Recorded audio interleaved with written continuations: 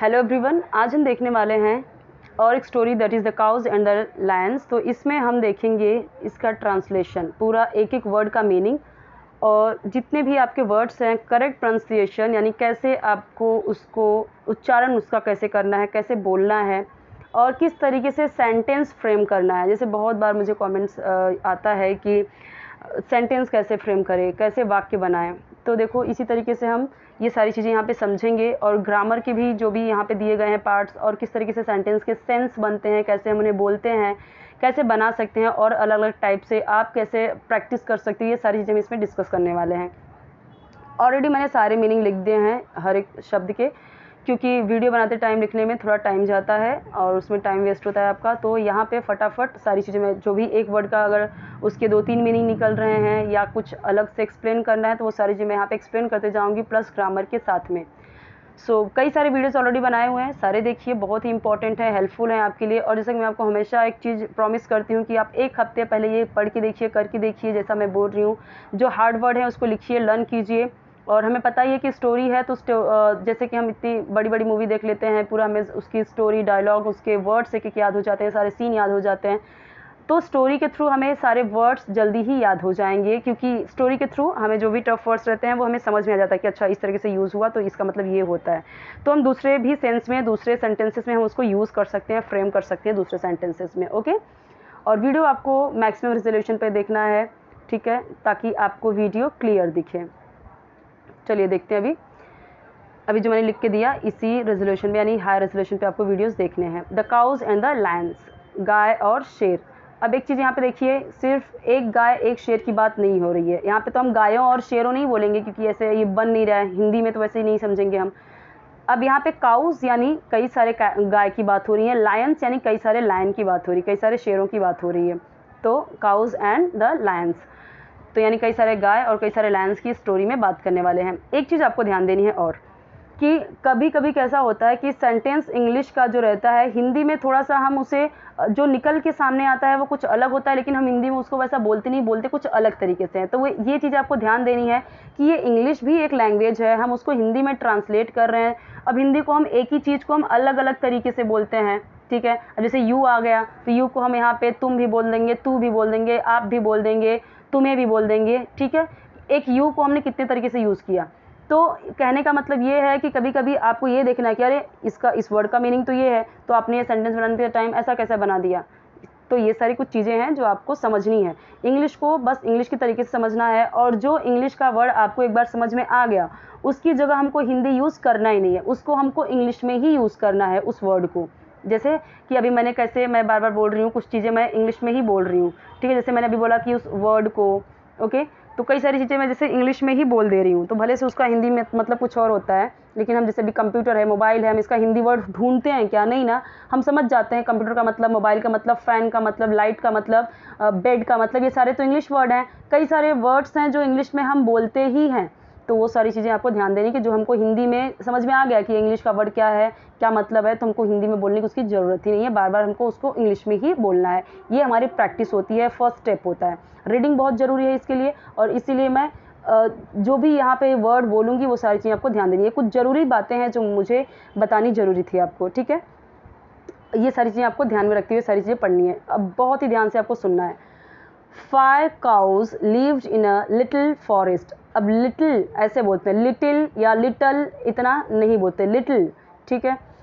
5 cows, अब 5 है इसीलिए यहाँ पे काउज बोला गया है। 5 गायें लिव्ड यानी रहती थी। अब लीव होता है रहना, डी लग गया तो लिव्ड यानी रहती थी, रहता था, रहते थे, जैसा सेंस बने सेंटेंस का। Lived in a little forest, 5 गायें रहती थीं एक छोटे से जंगल में, एक छोटे से फॉरेस्ट में रहती थी। कौन? काउज। 5 काउज रहती थी एक लिटिल फॉरेस्ट में, एक छोटे से फॉरेस्ट में, ऐसे समझना है आपको। They ate fresh grass in a large green meadow. They, उन्होंने, दे की यूज़ हुआ है क्योंकि यहाँ पे कई सारे काउज हैं, एक ही काउ होती, अगर यहाँ पे एस नहीं होता तो हम यहाँ पे शी यूज़ करते हैं। एक गाय को मेंशन करने के लिए शी यूज़ करते हैं, शी एट, ठीक है। एट यहाँ पे यूज़ हुआ है, यहाँ पे भी सेकंड फॉर्म यूज़ हुआ है। अब जैसा कि मैंने बताया कि फर्स्ट फॉर्म होता है लिव, लिव यानी रहना, लिव्ड, लीव, लिव्ड, लिव्ड, यानी थर्ड फॉर्म भी आपका लिव्ड होगा, सेकंड फॉर्म भी लिव्ड होगा। ये भी आपका पास्ट इंडिफिनिट टेंस यानी सिंपल पास्ट है, ये भी आपका सिंपल पास्ट यानी कि पास्ट इंडिफिनिट टेंस है। कैसे? सब्जेक्ट के बाद यहाँ पे हमने कोई हेल्पिंग वर्ब नहीं लगाई है, क्योंकि सिंपल पास्ट है ये, तो कोई नेगेटिव नहीं है, कोई इंट्रोगेटिव नहीं है, यानी कोई क्वेश्चन नहीं पूछा जा रहा, कोई नहीं वाला शब्द नहीं है। अगर नहीं वाला शब्द आ जाएगा तो यहाँ पे डिड हो जाएगा, ठीक है, डिड नॉट करके। तो एट का मतलब खाई या खाया, खाए, इस तरीके से यूज़ होता है।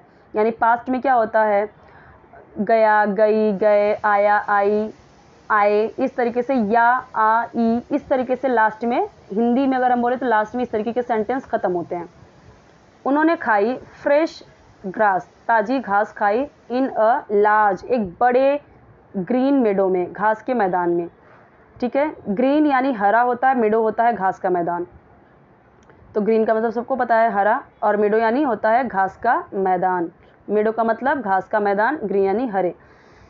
उन्होंने ताज़ी घास खाई एक बड़े घास के मैदान में, यानी एक बड़े घास के मैदान में उन्होंने फ्रेश ग्रास खाई, खाएं, वो लोग खाई, इस तरीके से। दे वर काइंड फ्रेंड्स, वे थे दयालु फ्रेंड्स, वे दयालु फ्रेंड्स थे। काइंड यानी दयालु, जिसके अंदर दया हो।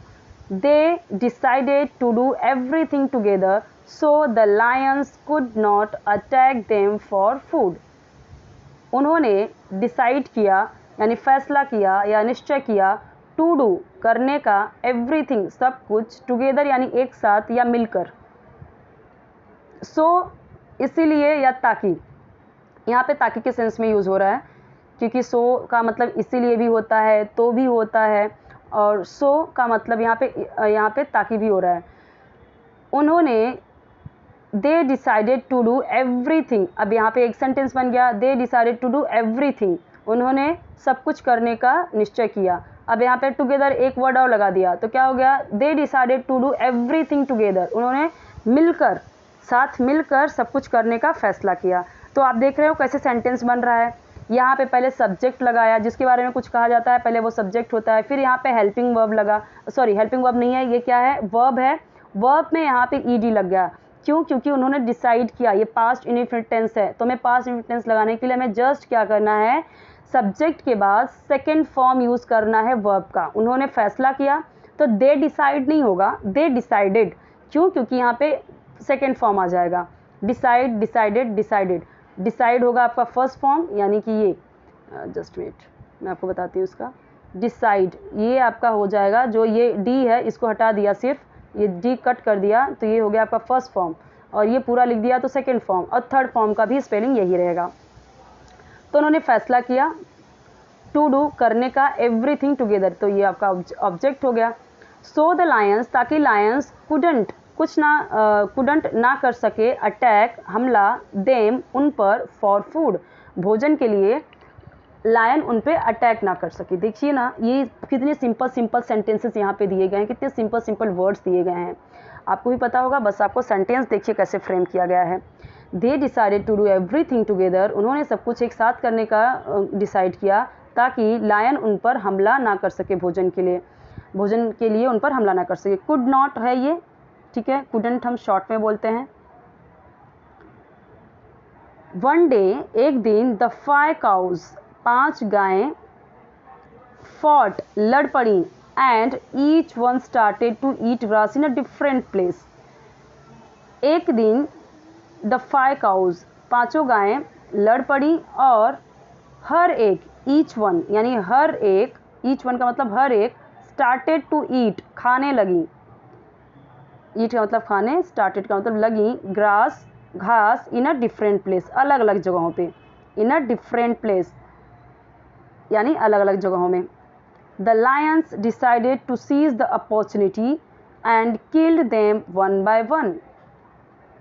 लायंस ने, यानी जो शेर के झुंड थे, यानी लायंस है तो यानी कई सारे लायन है यहाँ पे, उन्होंने फैसला किया, टू सीज द अपॉर्चुनिटी, यानी अभी इसका पूरा मतलब, सीज द अपॉर्चुनिटी का मतलब होता है फ़ायदा उठाकर, या फ़ायदा या अवसर उठाकर, और किल्ड यानी मार डाला, देम उन्हें, वन बाय वन एक एक करके, सारे लायंस ने मौके का फ़ायदा उठा के डिसाइड किया कि एक एक करके सबको मार डालने का उन्होंने डिसाइड किया। मारा नहीं, यहाँ पे जस्ट डिसाइड किया। क्या बोला है? The lions decided to seize the opportunity, कि मौके का फ़ायदा उठाया जाए। उन्होंने डिसाइड किया कि सीज द अपॉर्चुनिटी यानी मौके का फ़ायदा उठाया जाए, एंड किल देम, उन्हें मार दिया जाए, वन बाय वन, एक एक करके। मोरल क्या निकलता है इसका? यूनिटी इज स्ट्रेंथ, एकता में ही शक्ति है। यूनिटी यानी एकता, इज मतलब है स्ट्रेंथ यानी शक्ति। यूनिटी इज स्ट्रेंथ, एकता में शक्ति है। ये छोटा सा फ्रेज है, इसे लर्न कर लीजिए। और यहाँ पे एक चीज़ ध्यान दीजिए, अब ये जो लायंस है, लायंस की जगह पे अब यहाँ पे आप कुछ भी यूज़ कर सकते हैं। रॉबर्स, रॉबर्स जो होते हैं यानी डाकू, robbers decided to seize the opportunity and kill them one by one. आप इस तरह से लिख सकते हो।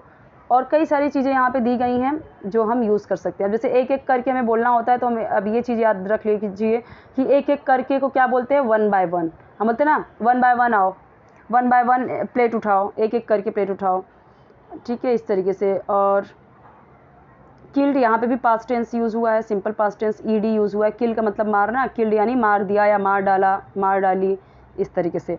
अब यहाँ पे देखिए, ये भी आपका पास्ट इंडिफिनिट टेंस है। फाइट होता है, फाइट का मतलब होता है लड़ाई करना, फॉट का मतलब लड़ पड़ी या लड़ी वो, ठीक है। तो इस तरीके से आपको ये चीज़ें समझनी है। तो 2 प्लेलिस्ट है, ज़रूर देखिए उसे, उसमें आपको सारी चीज़ मिल जाएंगी। कॉन्वर्सेशनल, अलग, कंडीशनल, सिचुएशनल, जो भी किस तरीके से आपको बोलना है वो सारी चीज़ आपको मिल जाएंगी।